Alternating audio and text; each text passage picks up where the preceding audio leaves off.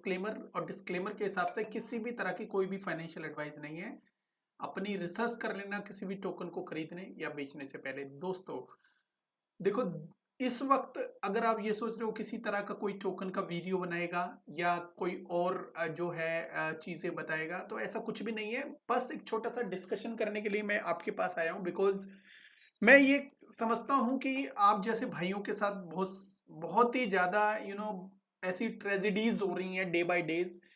कभी chat GPT का कोई दूसरा वर्जन डीप सीक आ रहा है, जिसकी वजह से आपको बहुत ही ज्यादा लॉस हो रहा है क्रिप्टो के अंदर, क्रिप्टो के ऊपर और पूरी ऑल ओवर वर्ल्ड की स्टॉक मार्केट के ऊपर किसी न किसी रीजन से जो है इफेक्ट बहुत तेजी से बढ़ रहा है। ये कब से हुआ है दोस्तों? ये जब से ट्रंप आया है, जब से ही हुआ है, मैं ये समझता हूं।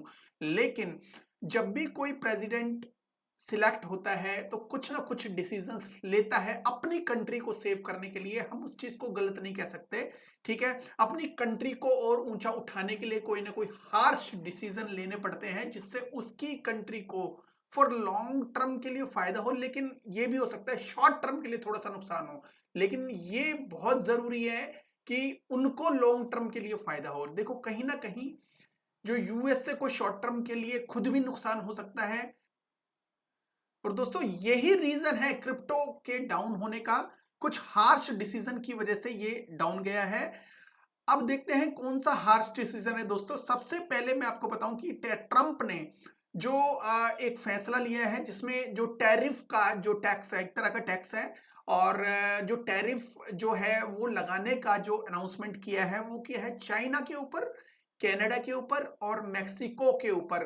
देखो, मेक्सिको के ऊपर आपको पता ही है कि मेक्सिको के से जो चाहिए, जो यूएसए की इतनी ज्यादा फ्रेंडशिप नहीं है, बिकॉज ऑफ जो टेररिज्म की वजह से।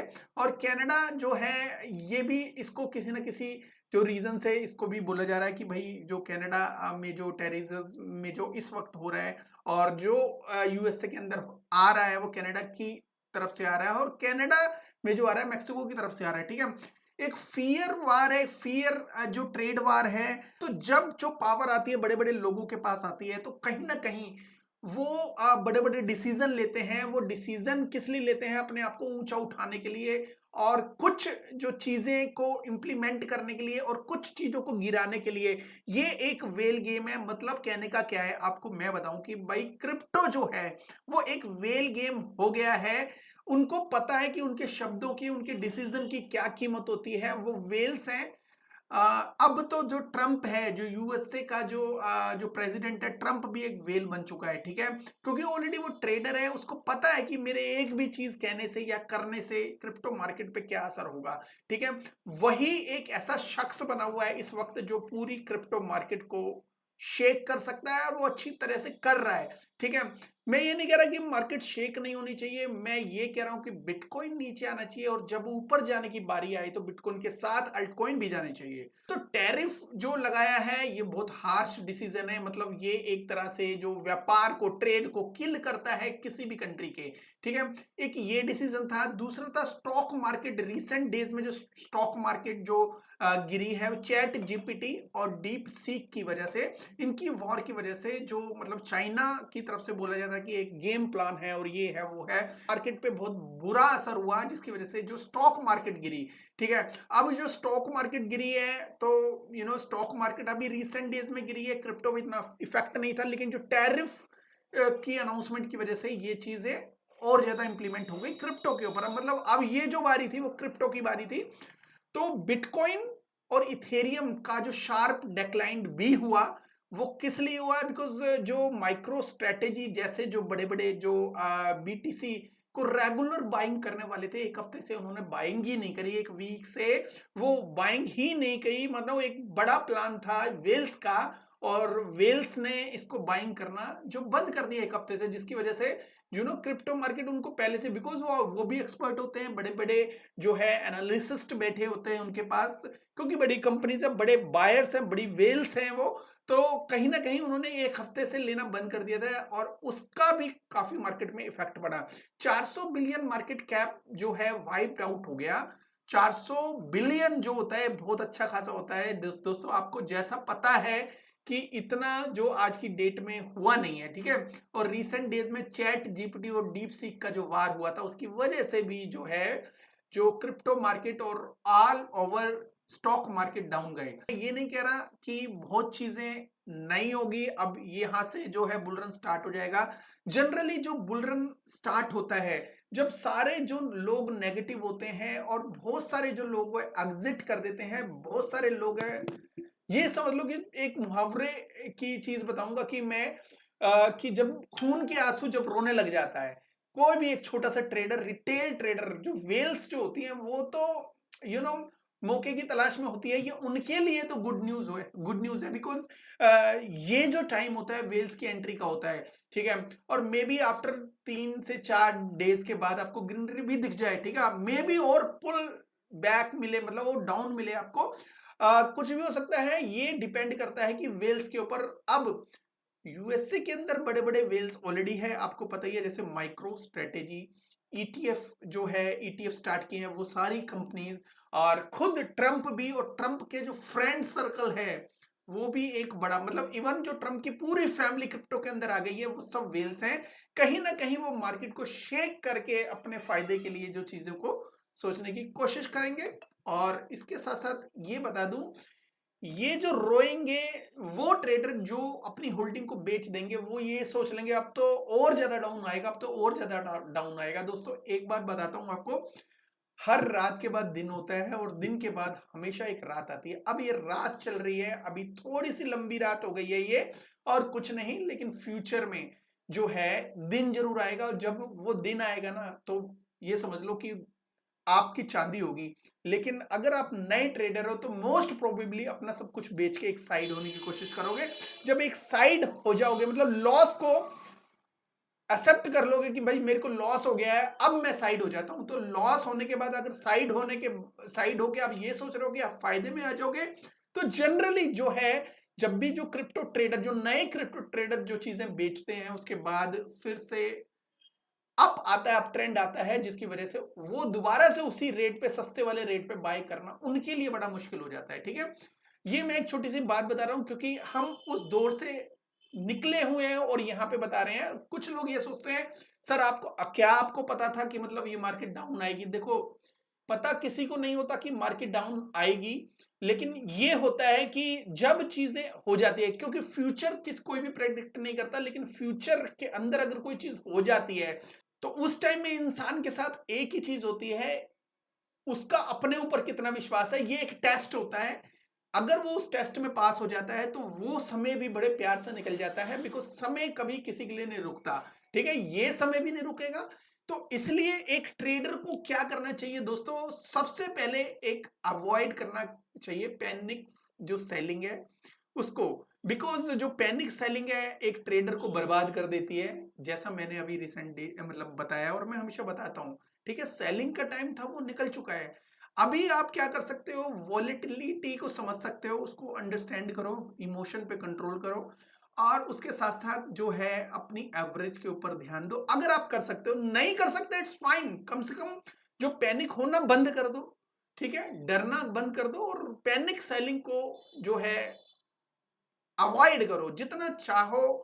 पैनिक सेलिंग कर सकते हो, 2-4 बटन दबाने की जरूरत है, लेकिन कहीं ना कहीं जो है मतलब एक अच्छा ट्रेडर है जो सेलिंग इतनी जल्दी, इतनी जो है चीजों में नहीं, ढीठ ट्रेडर कहते हैं ना कि ढीठ ट्रेडर बनना चाहिए। और कुछ लोग बहुत ही ज्यादा ढीठ होते हैं, और हमारे साथ तो कुछ लोग ऐसे जुड़े हुए हैं कि वो चाहे फायदा हो या लॉस हो वो ये समझते हैं। तो क्रिप्टो जो है एक यू नो बहुत बड़े लॉस का दूसरा नाम है।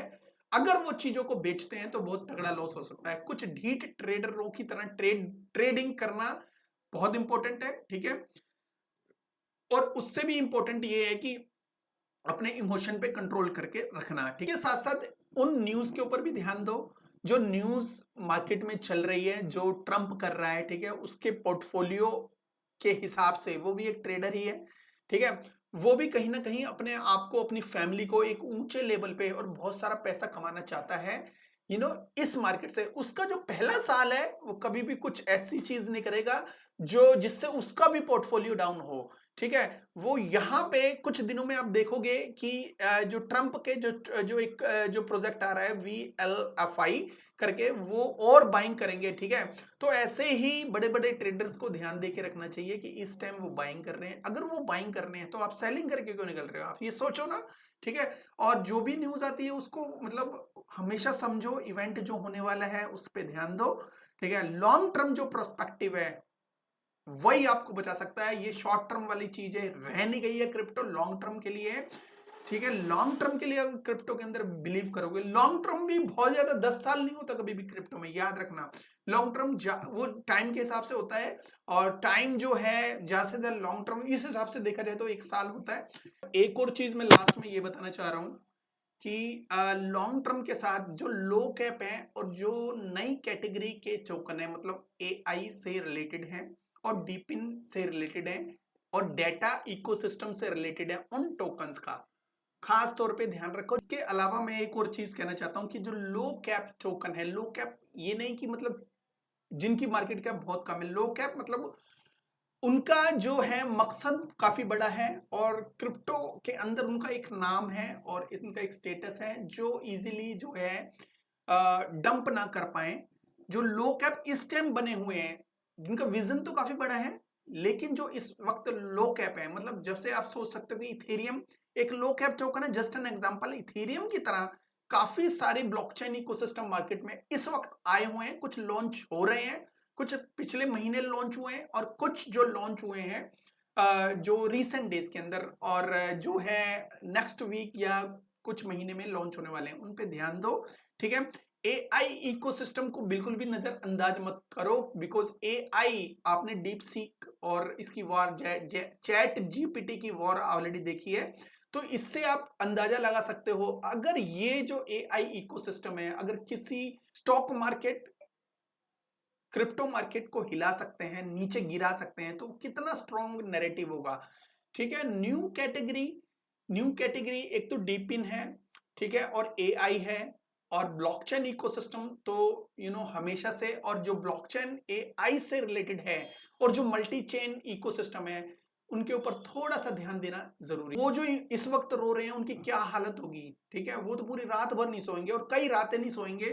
क्या मतलब ऐसी ही लाइफ के लिए आप क्रिप्टो के अंदर आए हैं? नहीं, ऐसा कुछ नहीं है। ये जो लाइफ है उन लोगों की होती है जो वीक होते हैं, ठीक है। हमेशा से जो है, जो क्रिप्टो के अंदर जब भी पंप एंड डंप आए तो अपना ध्यान बटाने के लिए तो फैमिली के साथ आपको कहीं पे मूवी देखना चाहिए या आउटिंग करनी चाहिए, या अवॉइड करना चाहिए जो इस तरह की जो सोच को इम्प्लीमेंट करते हैं, आपको थोड़ा सा डराते हैं या आपको जो है आपके माइंड को डिस्ट्रैक्ट करते हैं, तो इस चीज को अवॉइड करते हैं, ज्यादा बेटर है, ठीक है। बाकी मैं आपके लिए ये तो नहीं कर सकता कि क्रिप्टो मार्केट को उठा दूं, बट ये जरूर कर सकता हूं कि आपको थोड़ा सा सेटिस्फेक्शन दूं, कहीं ना कहीं आपको इमोशनल टच दूं, जिसकी वजह से आप लोग फिर से एक नई ऊर्जा के साथ क्रिप्टो के अंदर आए।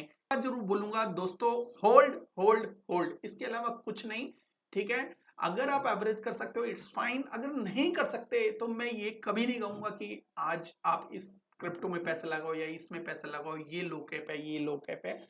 अपनी पॉकेट के हिसाब से अगर आप कुछ कर सकते हो तो इट्स फाइन, अगर नहीं कर सकते दोस्तों तो इट्स ओके टू। तो कहीं ना कहीं तो आपको मैं थम्स अप करता हूं कि फ्यूचर में एक ब्राइट कैरियर होगा, बिकॉज उम्मीद पे दुनिया कायम है। अगर आप उम्मीद छोड़ दोगे, अगर आप सोचोगे मेरा आज लॉस हुआ है, देखो दोस्तों बिजनेस के अंदर भी जो लॉस खा सकता है ना वही प्रॉफिट खाता है, ठीक है। एनीवे ये छोटा सा वीडियो था, आई होप ये वीडियो आपको ठीक ठाक लगा होगा। अगर ठीक लगे तो लाइक एंड सब्सक्राइब, और सब्सक्राइब तो जरूर कर देना। Thank you very much, have good one, take care and bye bye.